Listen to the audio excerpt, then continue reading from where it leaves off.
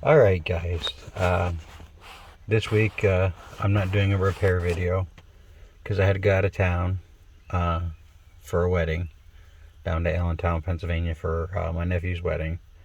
But I'm going to make a short video here. I'm going back to the pinion seal video that I did last fall. And I've already done 3 videos on that because I missed a couple steps and had a problem. And if anybody's watched all of them, you know that. But I'm addressing comments because one commenter, Mr. Comment, we'll call him because I don't know who or what he is. But Mr. Comment a few weeks ago commented on that, whatever. And it's a hater comment. And fine, people are entitled to their opinions. And, I don't really care, if you want to hate comment or what, but don't be stupid about it. And, but he insists that I did it all wrong.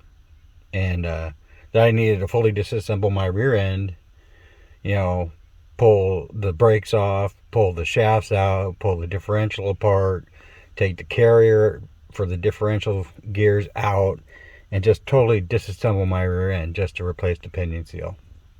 And he insists that he read his manual, and that's how you have to do it. That's the only way to do it. So, he was, he was a little bit nasty about it, saying that I was completely wrong. And I don't know his information. I don't know his background. I don't know him. And quite frankly, I don't really care. He didn't like the fact I said there's a bunch of different ways to do a pinion seal. And that's fine. He doesn't have to like it. He can hate all he wants. Because haters do that. They try to discourage you from doing things. And you know what? It's pretty hard making videos for people. And I'm not getting paid by YouTube for this, for any of my videos. I'm doing this to help the little guy who might not, have the money to go to the garage. Because you can do this seal without taking the whole rear axle apart and scaring yourself by getting in way too deep if you're not,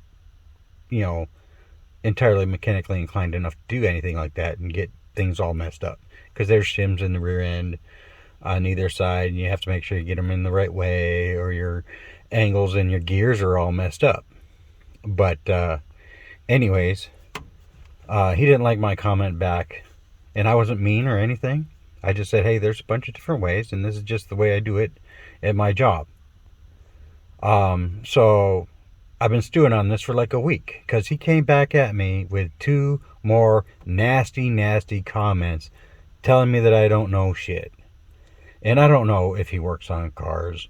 I don't know what he does for a living. But I've been doing this job for 30 years. Okay, I've got just a little tiny bit of experience here. And 100% of the jobs I do at work, and I've done hundreds of these seals in any kind of vehicle, work. None of them have ever come back to the shop for leaks, for bad U-joints, for anything. I haven't even had one come back on a tow truck because they didn't tighten it enough and the rear end blew up and grenaded itself. No, my way works. My boss taught me this way. He learned it that way. It's an easy way and it works if you follow the steps. Now, that was my fault on the original video because I didn't count the threads coming out of the nut, and that's the easiest way to put it back right. Is you make your lines like I did. You paint your line, you line everything up. But I forgot because I'm trying to make a video for people, and making videos is not easy. And I try to keep my videos within 30 minutes. And if it's going to be longer, then I just make a second part. So, I tend to forget things. But I'm nice, and I make a backup video. I recap on it if I mess up. And I did mess up. I didn't count my threads, and therefore I had some rear end noise. And I made a video about that. And then I realized the step I missed, and I corrected that and made another video about all the steps you have to do it properly and not have a problem without disassembling your whole rear end. But I have an owner's manual for this truck, and I recommend that anybody who has a car or a truck go buy the owner's manual. It's $25. And if you're going to try to do something, it's all there. Engine specs, tranny specs, even differential stuff. And so because he insists that the only true way to do this job, and that is true, you should tear it apart officially if you're going to spend the time or have a garage spend that kind of money. But in my shop, we don't get paid for taking 2 hours to do one seal. So we do it the easy way. And I've never had a problem. And I've done hundreds of these. Now, this is my personal truck. So I missed a step. Okay, yeah. But I caught it and I didn't do any damage and I fixed it. And I went back and reviewed that for you guys, my viewers. As few viewers there may be. But anyways, I don't want to be a ranter and totally pick on Mr. Comment. But you don't got to be nasty. You just don't. Not everybody's right. You're not right all the time. I'm not right all the time. I fully admit when I miss a step on my jobs, on my videos. I go back and I try to correct it and try to make sure that I have something that people can watch if they run into the same kind of problem. Because I'm not just being a guy putting out videos. I'm trying to help people who maybe don't have the money to go to a garage. You know, it's not easy doing YouTube videos.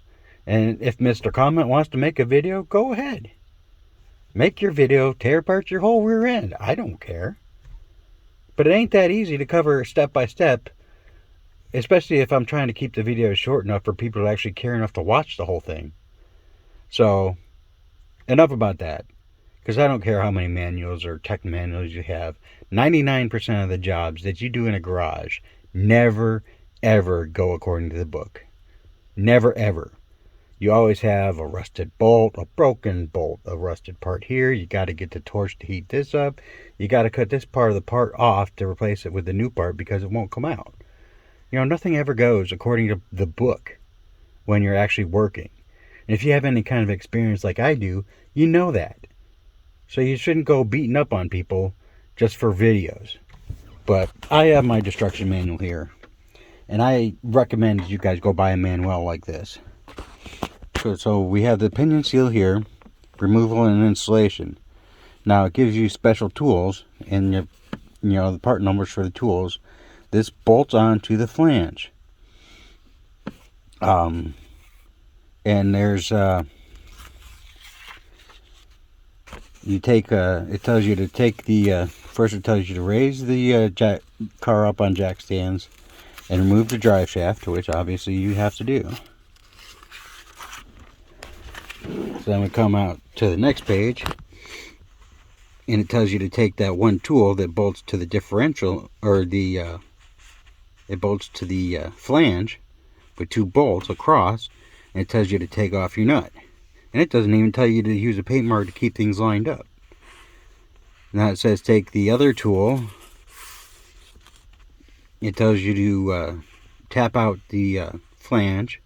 And then it tells you to tap out the seal, which I did.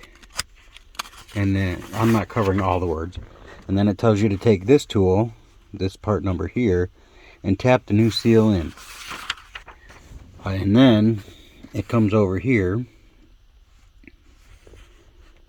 and tells you to reinstall the flange and the nut, and it says to tighten it 270 foot-pounds or 366 newton meters. Now I don't really know what a newton meter is, and I said that when I made the initial video in the recaps.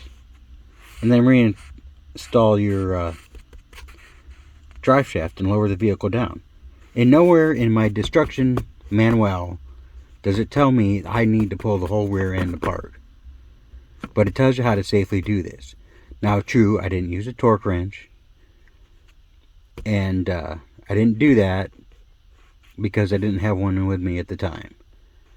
But if you count your threads before you remove the nut, and you put it back and count your threads, and you make your paint line, and everything lines up perfectly, you never have a problem. So I'm done ranting. I didn't want to rant, but I wanted to show you there's two different specialty tools if you want to find them or rent them or just do it the way I did. So, and I really hope Mr. Comment watches this video just to piss him off. And if you have this truck and you're watching my videos to do work, go buy the manual. Because even if I screw it up, it's in the manual. And I don't care if you guys correct me if I'm wrong. If it's in here and I said it was different, that's fine. But